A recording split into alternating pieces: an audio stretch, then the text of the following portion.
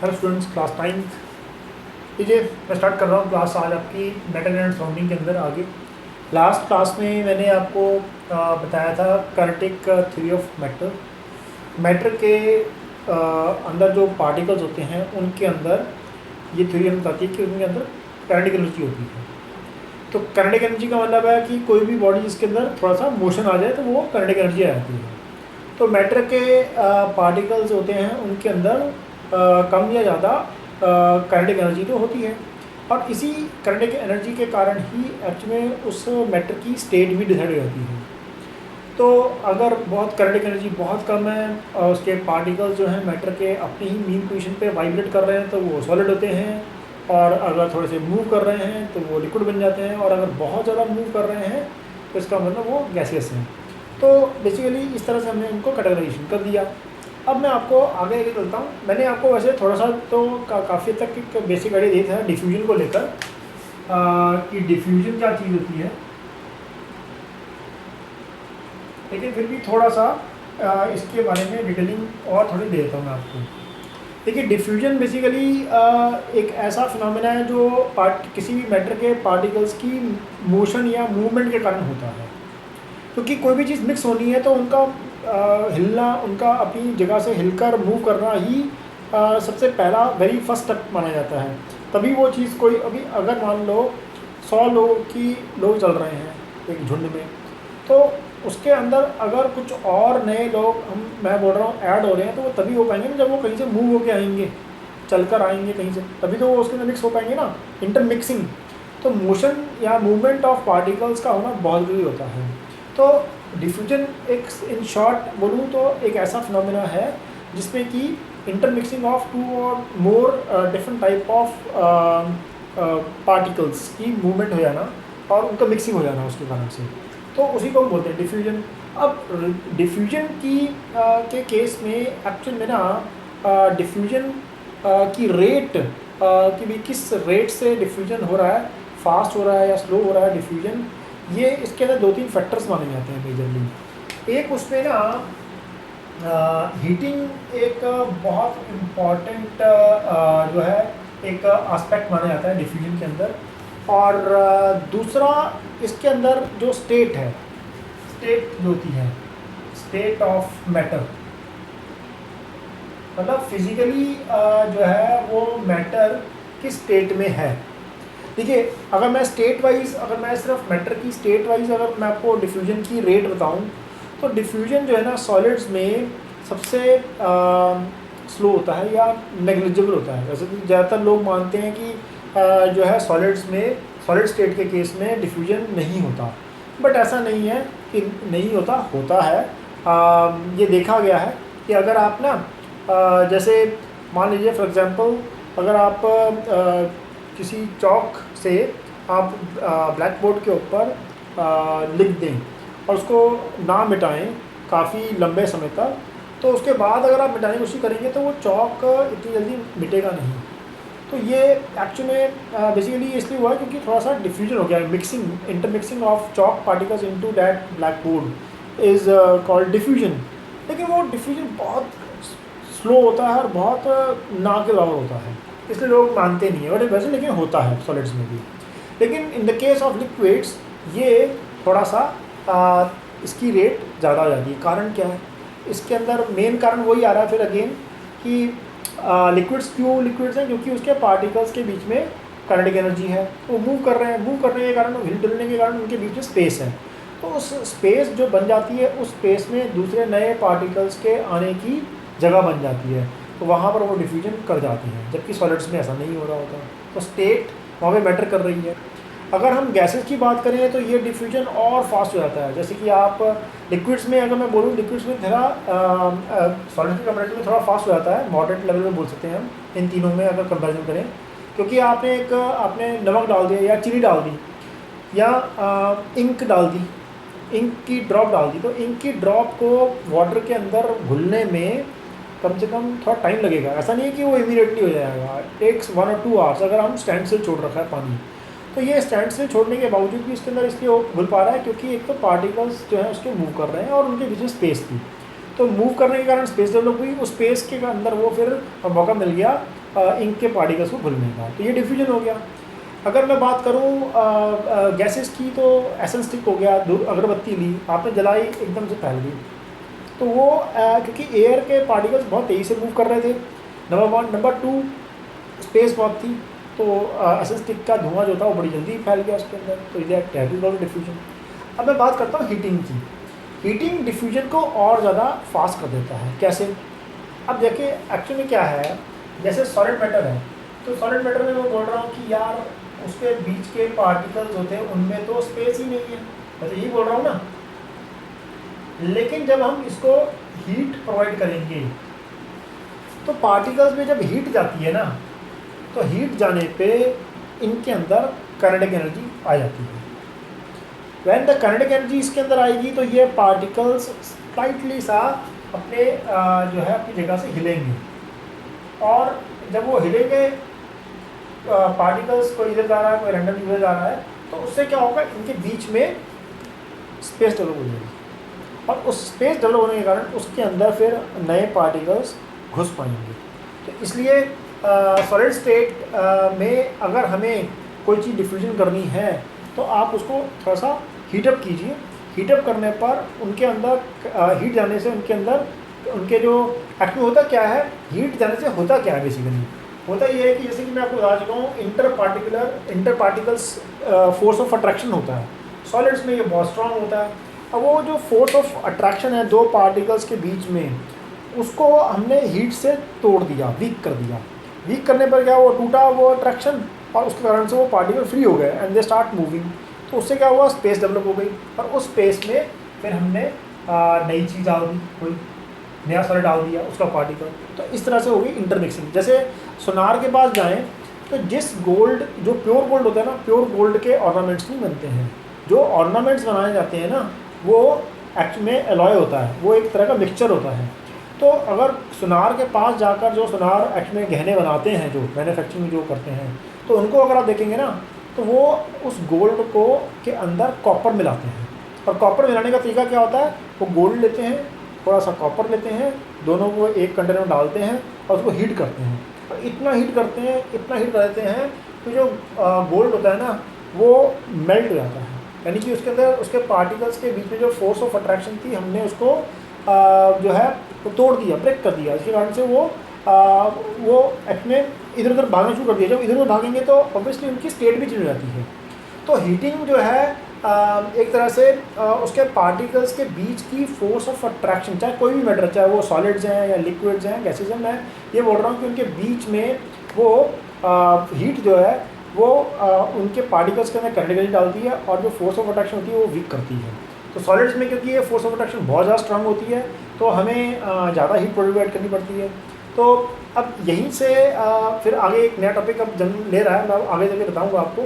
तो हीटिंग जो है, अच्छा इनफैक्ट आपको बताऊँ, हीट के दौरान हीट से लिक्विड्स के अंदर भी और काइनेटिक एनर्जी बढ़ जाती है, तो इनफैक्ट उनकी स्टेट भी चेंज हो जाती है।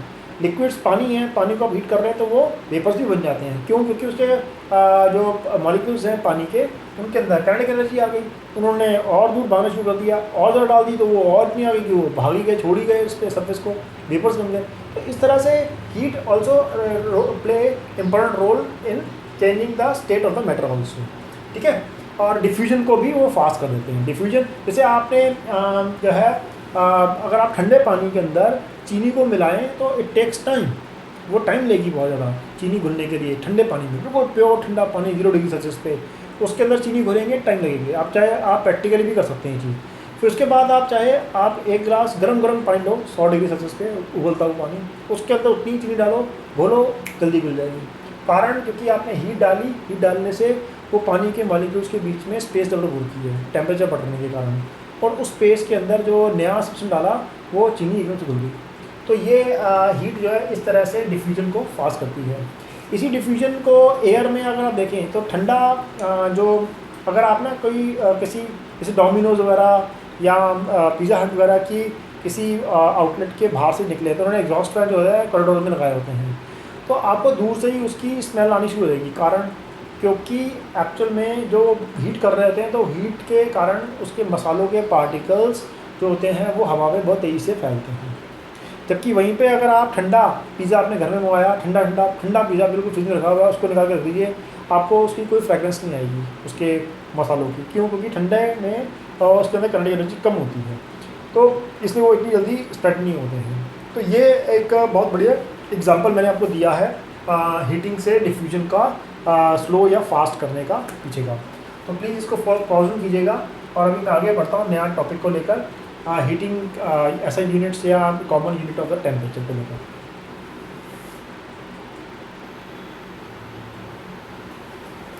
देखिए स्टूडेंट्स, अब मैं आपको बताने जा रहा हूँ यूनिट्स ऑफ टेम्परेचर। टेम्परेचर जैसे कि आप देखते हैं कि हमें अगर बुखार हो जाता है तो हम फीवरिश फील करते हैं, तो हम थर्मामीटर लगाते हैं और थर्मामीटर लगाकर हम चेक करते हैं कि हमारे बॉडी का टेम्परेचर कितना हो रखा है। तो टेम्परेचर एक्चुअली क्या है, जो नापने की जो डिवाइस होती है थर्मामीटर बोलते हैं। थर्मामीटर क्या होता है, बेसिकली एक कैलिब्रेटेड एक डिवाइस है जिसको हमने एक स्केल पे सेट कर रखा है, और उसके अंदर जो है जो हम सब्सटेंस डालते हैं, जैसे उसमें तो मरकरी डाला होता है। तो मरकरी जो है, क्योंकि मरकरी के लिए आप यहाँ पर थोड़ा समझने की कोशिश कीजिएगा कि मरकरी क्यों डाला था। मरकरी इसलिए डाला गया था उसके अंदर बिकॉज मरकरी एक मेटल है और लिक्विड मेटल है, इकलौती ऐसी मेटल है जो रूम टेम्परेचर पे लिक्विड होती है। तो जब हमारी बॉडी की हीट उसको उसके अंदर जाती है तो वो ना गर्म हो जाती है। गर्म होने पर ना उसके मॉलिक्यूल्स में आ जाती है काइनेटिक एनर्जी। तो काइनेटिक एनर्जी के कारण वो मूव करना शुरू करते हैं, वो जो मैंने पहले बताया आपको। तो मूव करना शुरू करते हैं तो उसके अंदर ना बेसिक प्रोसेस क्या होता है थर्मामीटर के अंदर, कि हमने थर्मामीटर जो है ना एक ट्यूब होती है, ट्यूब, ठीक है। और इस ट्यूब को हमने क्या किया होता है, इसके अंदर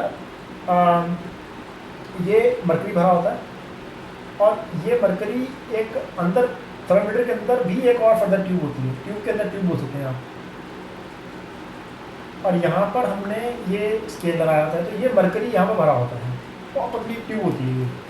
तो जब हम इस मरकरी को अपने इस बल्ब को थर्मामीटर के बल्ब को मुंह में डालते हैं ना, तो मुंह में डालने के कारण ये इसके अंदर हीट जाती है, हमारे मुंह की, मुंह में हीट है हमारे, वो हीट के कारण इसके अंदर मरकरी जो होता है ना वो गर्म हो जाता है। उसके गर्म होने पर ना एक्सपैंड करता है, एक्सपैंड होने के कारण क्योंकि उसके मॉलिक्यूल्स के अंदर काइनेटिक एनर्जी आ गई, तो एक्सपैंड होने पर वो ना जगह तो होती है तो ऊपर की ओर बढ़ता है। तो वो जितना ऊपर जाता है ना, जैसे माने यहाँ तक गया, तो यहाँ पर जो भी रीडिंग आ रही है 10 डिग्री फ़ारेनहाइट, तो हमें पता चलता अच्छा 101 डिग्री फ़ारेनहाइट का हमारा टेम्परेचर हो गया बॉडी का, जो कि होना नहीं चाहिए 98.4 फ़ारेनहाइट होना चाहिए। तो वो हमने एक स्केल सेट किया हुआ है, पता है हमें। तो ये स्केल्स होते हैं, तो उसके साथ यूनिट भी होती है।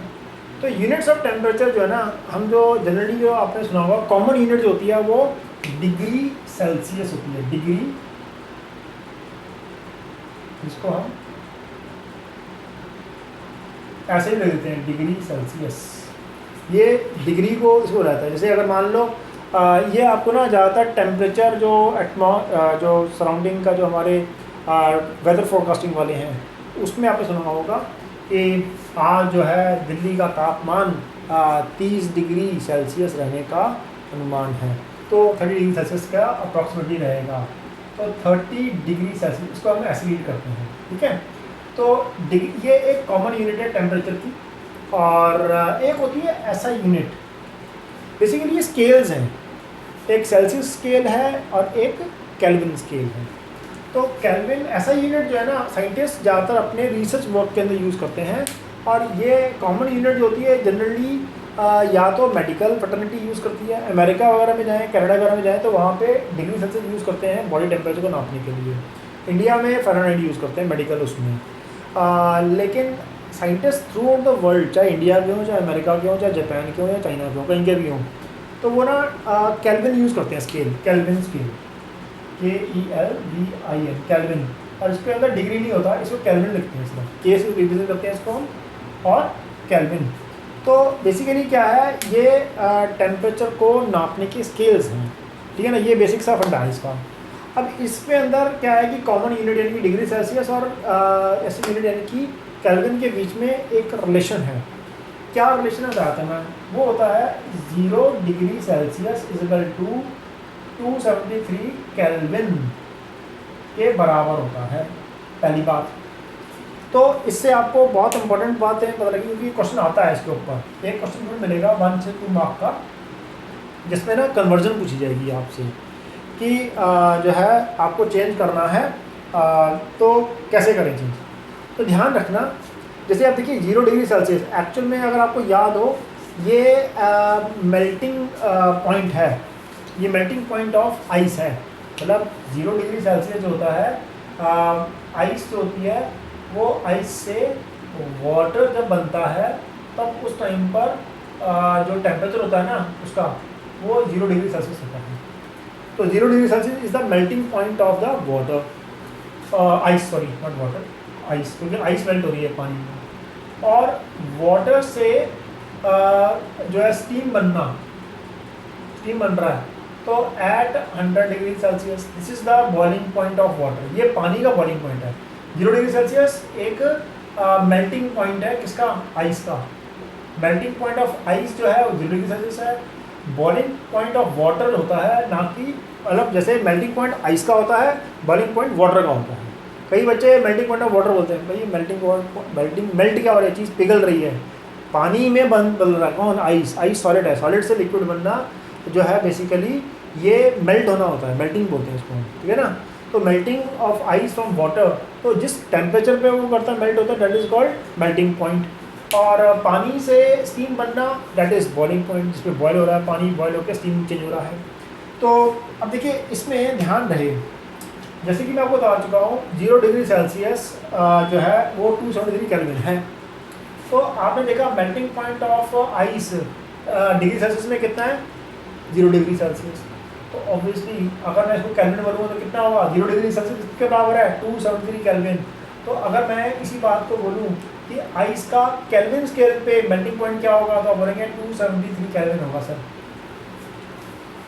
सुनिए बात को, मतलब आपसे इसका केल्विन में पूछ सकते हैं कि आइस का मेल्टिंग पॉइंट केल्विन स्केल पे क्या होगा, तो आपने बोला 273 केल्विन। कैसे पता लगा, क्योंकि 0 डिग्री सेल्सियस 273 केल्विन के बराबर ही होता है। तो जब 0 डिग्री सेल्सियस मेल्टिंग पॉइंट है आइस का, तो इसी यही 0 डिग्री सेल्सियस बराबर है 273 केल्विन के। तो केल्विन स्केल पे आइस का मेल्टिंग पॉइंट 273 केल्विन में होता है। इसी तरह से मैंने बोला वाटर का बॉइलिंग पॉइंट जो है, बॉइलिंग पॉइंट क्या है, 100 डिग्री सेल्सियस पे वो स्टीम बन जाता है। यार ये सभी को दुनिया में पता है। लेकिन अगर आप बोल दो कि यार पानी का बॉइलिंग पॉइंट केल्विन स्केल में क्या होगा, तो आपने क्या करना है, इस 100 के अंदर 273 ऐड कर लेना है, यानी कि 100 प्लस 273 दैट इज 373 केल्विन। समझे बात को।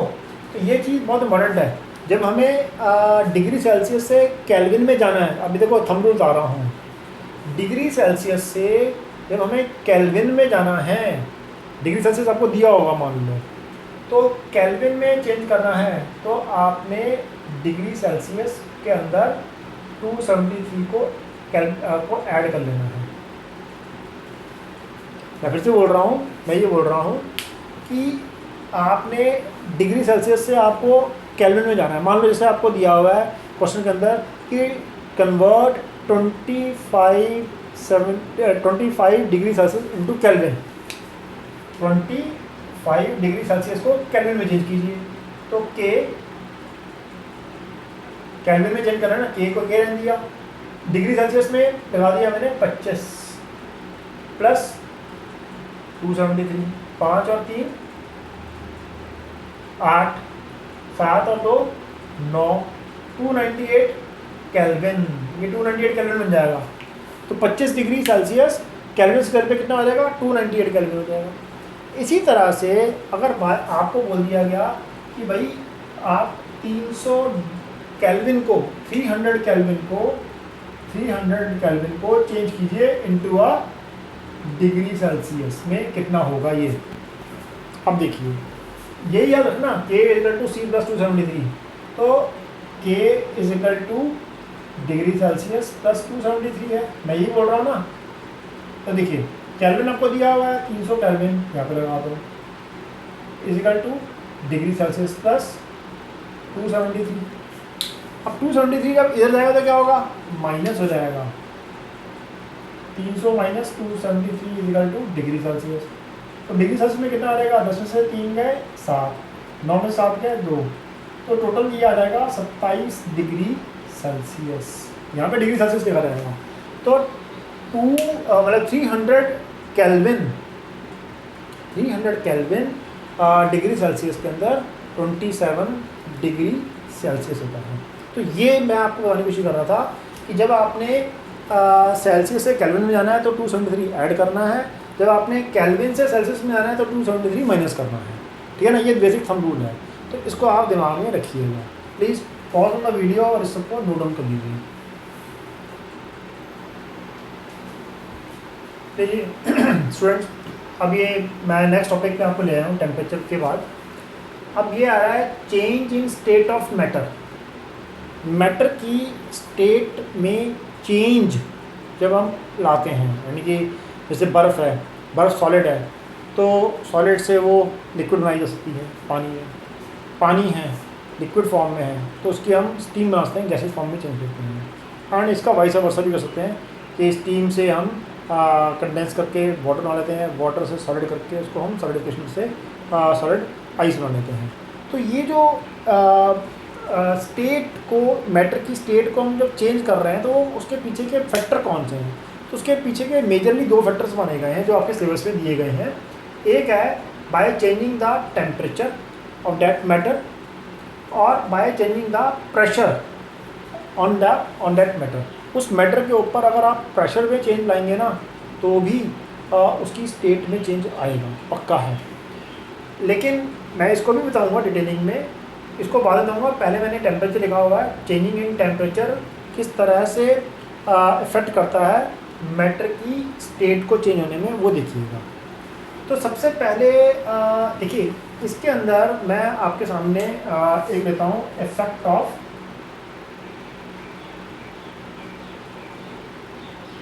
Temperature, change in temperature.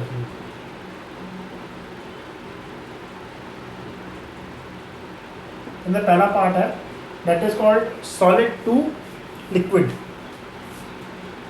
देखिए इसमें 2 पार्ट, इसके अंदर फर्दर 2 हेडिंग्स आएंगी। एक है जैसे इसमें सॉलिड टू, मैं बोल रहा हूँ कि भाई सॉलिड से लिक्विड बनना है कोई चीज़, तो उसको बोलेंगे melting.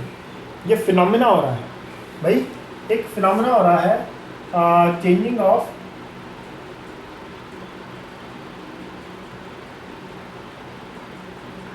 Solid to liquid by providing heat. इसको क्या बोलेंगे हम? दैट इज कॉल्ड, सॉलिड से लिक्विड में जाने के प्रोसेस को बोलेंगे हम मेल्टिंग। याद रहेगा, ये मेल्टिंग हो रही है यार, सिंपल। मेल्टिंग के इस प्रोसेस को हम साइंस में फ्यूजन भी बोलते हैं। फ्यूजन हो जाना, ये एक फिनोमिना है, चेंजिंग ऑफ सॉलिड। जैसे कि आप देखें बर्फ़ है, अब आपके पास कटोरी में आपने बर्फ़ रख दी, थोड़ी देर के बाद वो पिघल गई, मेल्ट हो गई, लिक्विड बन गई, यानी कि आपने बोला मेल्ट हो गई। मैंने कहा भाई ये बर्फ़ से पानी बन गया, ये क्या हुआ? आपने बोला सर मेल्ट हो गई ये बर्फ़। तो that phenomena is known as melting, या साइंस में हम इसको फ्यूजन भी बोलते हैं। अब मेल्टिंग तो प्रोसेस था। अब जिस टेम्परेचर पे, जिस पॉइंट पे ये सॉलिड से, यानी कि जो आइस सॉलिड थी इनटू वाटर में चेंज हो गई, उस पॉइंट को बोलते हैं मेल्टिंग पॉइंट। ठीक है जी? तो मैं इसको लिखता हूँ, आप अगर इसको लिखना चाहें, the temperature at which a solid changes into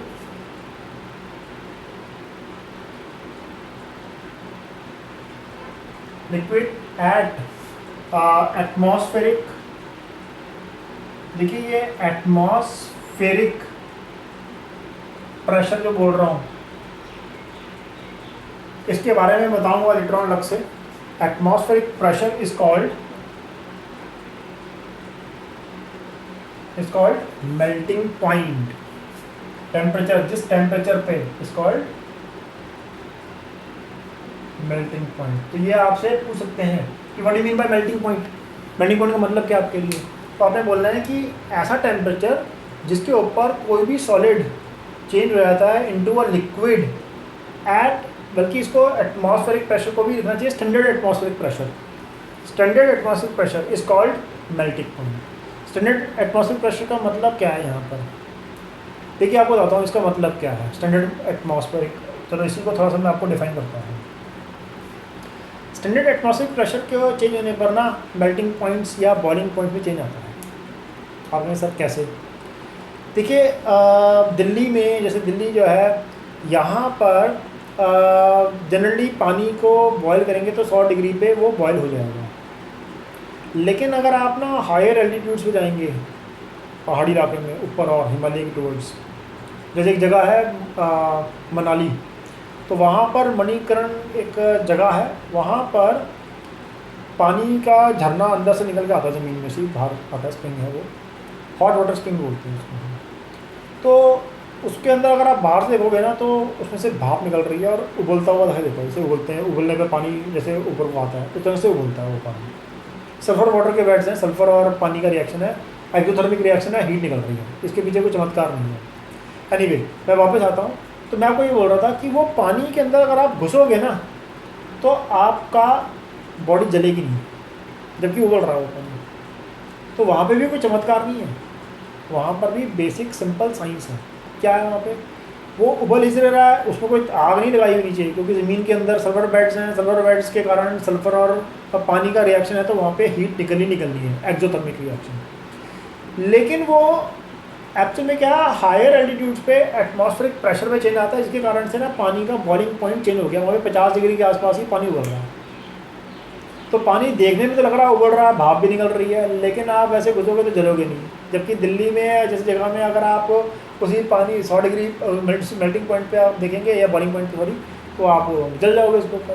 तो ये basically atmospheric pressure, standard atmospheric pressure के ऊपर हम नापते हैं, जो भी नापते हैं। तो यहाँ पे मैं जो बोल रहा था कि temperature at which the solid change into a liquids is called at atmospheric pressure is called the melting point. तो ध्यान रखना, जैसे आइस है, आइस स्टैंडर्ड जो स्टैंडर्ड एटमॉस्फेरिक प्रेशर है उस पर 0 डिग्री सेल्सियस पे ये क्या होती है, आइस वाटर बन जाती है। तो इसका मेल्टिंग पॉइंट ऑफ आइस क्या होगा, 0 degree Celsius at standard atmospheric pressure, ठीक है जी।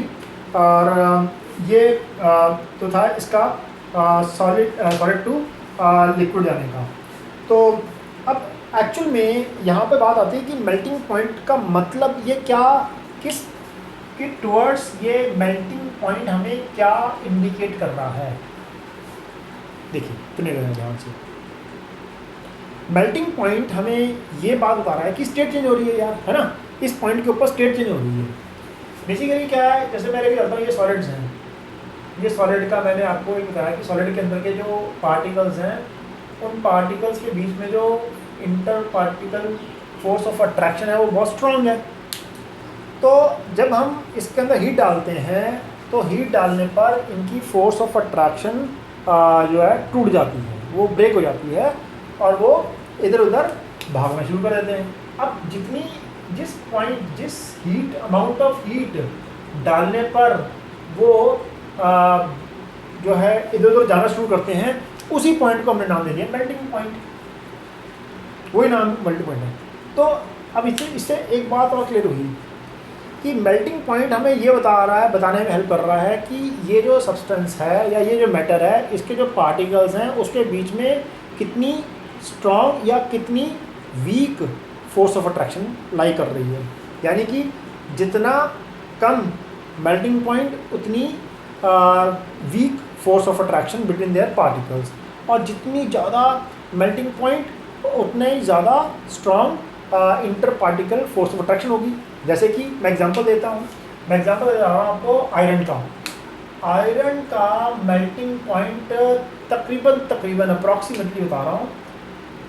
आयरन जो है ना का मेल्टिंग पॉइंट 1535 डिग्री सेल्सियस है, 1535 अप्रॉक्सीमेटली, जिससे कि वो लिक्विड फॉर्म में आ जाता है। मेल्टिंग मेल्ट हो गया, आयरन सॉलिड होता है, सॉलिड टू लिक्विड बनने के लिए इतना मेल्टिंग पॉइंट है उसका 1535 डिग्री सेल्सियस अप्रॉक्सीमेटली।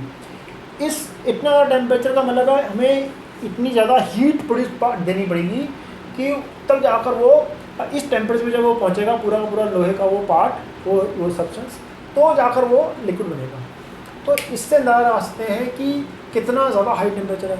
इनफैक्ट आपको बताऊँ, टंगस्टन नाम की एक मेटल है जो बल्बों के अंदर पुराने ट्रेडिशनल बल्ब जो होते थे उसके जो कॉयल वाला होता था, इसमें फिलामेंट होता था, वो फिलामेंट जो होता था ना वो टंगस्टन का होता था। और आपको बता दूँ, बल्ब के अंदर जो टंगस्टन का जो फिलामेंट है उसका टेम्परेचर जलते वक्त 3000 डिग्री सेल्सियस होता है, 2.5 से 3000, और ये टेम्परेचर बहुत हाई है, बट स्टिल वो पिघलता नहीं है। तो इससे कितनी ज़्यादा हीट चाहिए होगी उसके इंटरमॉलिकुलर फोर्स ऑफ अट्रैक्शन को ब्रेक करने के लिए। तो ये मेल्टिंग पॉइंट एक्चुअल में वो हमें वो बताता है कि भाई इतनी पॉइंट पे जाकर ये जाके फोर्स ऑफ अट्रैक्शन ब्रेक होगी, ठीक है ना। अमाउंट ऑफ वो जो फोर्स ऑफ अट्रैक्शन कितना स्ट्रॉन्ग या कितना वीक है वो बताता है हमें। तो प्लीज़ इसको पॉज कीजिएगा, मैं आगे बढ़ता हूँ आपको इसके बाद। लीजिए, तो अब एक और फिनोमेना, ये प्रोसेस है जिसमें कि लिक्विड्स होते हैं वो गैस में चेंज होते हैं। उस प्रोसेस को बोलते हैं वेपोराइजेशन, ठीक है ना। प्रोसेस दैट फिनोमेना, वो जो फिनोमेना हो रहा है, जैसे आपने पानी को गर्म करना शुरू किया और वो उबलना मीन्स बॉयल होना, तो स्टार्ट बॉयल हो गया, उसके बाद वो स्टीम बनना शुरू हो जाता है, गैस बन गया, दैट इज कॉल्ड वेपर्स बनने शुरू हो गया, वेपोराइजेशन। तो यहीं से इस फिनोमिना के ऊपर फिर हमने जिस टेम्परेचर पर जाकर एक लिक्विड वेपर्स में चेंज होना शुरू हो जाता है, उस पॉइंट को हमने बोला बॉइलिंग पॉइंट, क्योंकि बॉयल होना शुरू हो गया ना वहाँ से, तो वो बॉइलिंग पॉइंट हो जाता है। तो यहाँ पे मैं डेफिनेशन भी उसके अंदर भी एक चीज़ लिखा हुआ है हमने, the temperature at which a liquid, कोई भी लिक्विड हो सकता है, पानी भी हो सकता है, अल्कोहल भी हो सकता है, वो लिक्विड बॉयल्स, वो बॉयलना शुरू हो जाए and change into a gas at standard atmospheric pressure या atmospheric pressure is called boiling point of that liquid. जैसे मैं बता रहा हूँ आपको, वो लिक्विड मैं लेता हूँ वाटर, स्टैंडर्ड प्रेशर के ऊपर 100 डिग्री सेल्सियस पे ये वाटर चेंज रहेगा इनटू अ स्टीम, जिसका मैंने एग्जांपल अभी भी आपको बताया। ये क्या है, ये इसका बॉइलिंग पॉइंट है, क्योंकि बॉयल होना शुरू हो गया इसके ऊपर। जैसे मैंने बताया ना कि वो आप वहाँ पे जाएंगे मणिकरण में, तो वो पानी उबलता हुआ दिखाई देगा आपको, उबल रहा है, बॉयल हो रहा है, तो वहीं पे वो स्टीम भी दिख रही है, धुआं भी निकल रहा था अपने, तो बॉइलिंग पॉइंट, तो वहाँ पे बॉइलिंग पॉइंट 50 डिग्री के आसपास है। स्टैंडर्ड प्रेशर नहीं है ना, वहाँ पे प्रेशर में चेंज है। यहाँ पर स्टैंडर्ड प्रेशर, ये जैसे दिल्ली का ऊपर जो मिल रहा है, ये स्टैंडर्ड प्रेशर है। ये तो पानी का था। ऐसी अगर मैं एक लेता हूँ, अल्कोहल लेते हूँ, अल्कोहल जो है वो भाई साहब 78 एसीटोन हो गया, अल्कोहल हो गया, तकरीबन 78 डिग्री सेल्सियस पे उसकी भी वेपर्स बनने शुरू हो जाते हैं। तो एक्चुअली में अल्कोहल का जो बॉइलिंग पॉइंट है वो डिफरेंट है। अब यहाँ पर ये बॉइलिंग पॉइंट्स में डिफरेंस क्या हमें इंडिकेट कर रहा है, ये बॉइलिंग पॉइंट दोनों में डिफरेंस ये हमें इंडिकेट कर रहा है कि जो पानी है उसके जो मॉलिक्यूल्स हैं उनके बीच के अंदर जो इंटरमॉलिकुलर फोर्स ऑफ अट्रैक्शन या inter particle force of attraction जो है वो ज़्यादा स्ट्रॉन्ग है एज़ कम्पेयर टू अल्कोहल। वहाँ पे हमें ज़्यादा हीट देनी पड़ रही है, तभी वो 100 डिग्री पे जाकर 100 डिग्री सेल्सियस पे जाकर वो चेंज हो रहा है इनटू वेपर्स। जबकि in the case of alcohol या एसीटोन भी एक और तरह का लिक्विड होता है, उनका जो बॉइलिंग पॉइंट है वो 78 डिग्री सेल्सियस है। दिस शोज़ 78 डिग्री सेल्सियस वो पॉइंट है जिसके ऊपर जाकर अल्कोहल के मॉलिक्यूल जो हैं वो उनके बीच की इंटरमॉलिक्यूलर फोर्स ऑफ अट्रैक्शन जो उनको बांधे रखे हुए वाली जो फोर्स है उनके मॉलिक्यूल्स को वो ब्रेक हो जाती है और they free to move into a atmosphere, तो वहाँ पर वो वेपर में नहीं आते हैं। तो ये हमें ये चीज़ इंडिकेट कर रही है कि ये वो बॉइलिंग पॉइंट ये चीज़ बता रहा होता है, ठीक है। तो इसको आप पॉज कीजिएगा, मैं नेक्स्ट आपको फिनोमेना बताऊँगा इसके बारे में। नेक्स्ट ये स्टूडेंट्स नेक्स्ट है जो पहले मैंने बताया था कि लिक्विड से वेपर्स, पानी से स्टीम बनाना, ये इसको उल्टा है, ऑपोजिट है, that is called gas two liquids. वो था लिक्विड टू गैस था, लिक्विड टू गैस क्या था, वेपोराइजेशन था। गैस टू लिक्विड अगर बोलें तो क्या हो जाएगा, condensation, that is called condensation, जहाँ पे आप गैस से लिक्विड मारे, यानी कि कोई जैसे स्टीम है, आपने जब किसी बर्तन के अंदर पानी रखा हुआ है उसको उबाल रहे हैं, उसके ऊपर ढक्कन रख दीजिए, उबाल रहे हैं वाले एरिया में, फिर उसको बंद कर दीजिएगा। तो इनिशियली ढक्कन के जब आप उठाएंगे ठंडा हो जाएगा ना जब वो बर्तन, तो उसका ढक्कन उठाएंगे तो ढक्कन के ऊपर से पानी से गिरता है अंदर से, नीचे वाले अंदर वाले पार्ट से। क्यों? क्योंकि जो स्टीम होती है ना, वो जब ठंडे उस बर्तन के जो ऊपर जो प्लेट रखी हुई थी जब वो ठंडी हो जाती है, तो उसके ठंडे सरफेस के कंटेंट में जब आता है तो इट गेट कंडेंस्ड, वो कंडेंस हो जाता है, दोबारा से पानी बन जाता है स्टीम। तो गैस टू लिक्विड बनने के प्रोसेस को बोलते हैं वेपर से, या वेपर टू लिक्विड बनने के प्रोसेस को बोलते हैं कंडेंसेशन। ये होता कैसे है? The process of changing a gas या vapours to liquids by cooling, ठंडा करने पर। ठंडा करने पर ऐसा होता है कि जब आप ठंडा करेंगे ना तो कूलिंग करने पर वो कंडेंस हो जाते हैं। जैसे आपको बताता हूँ, इस चीज़ को आप एक जगह पे और भी देख सकते हैं। मतलब आप साइंस को ना प्रैक्टिकल वे में देखना अपने लाइफ के आसपास। ठंड में ना, जब आप बहुत ठंड है, दिसंबर जनवरी का मंथ है, तो आप अगर सुबह सुबह बाहर निकल रहे हैं तो अपने मुंह में से करोगे तो वो धुआं सा आपको दिखाई देगा। और ऐसा होना कि आप सिगरेट पी रहे हैं, कई बच्चे करते हैं यूँ करके सिगरेट से वो करते हैं। वैसे सिगरेट पीना अच्छी बात नहीं है, गलत बात है, नहीं पीनी चाहिए, ठीक है।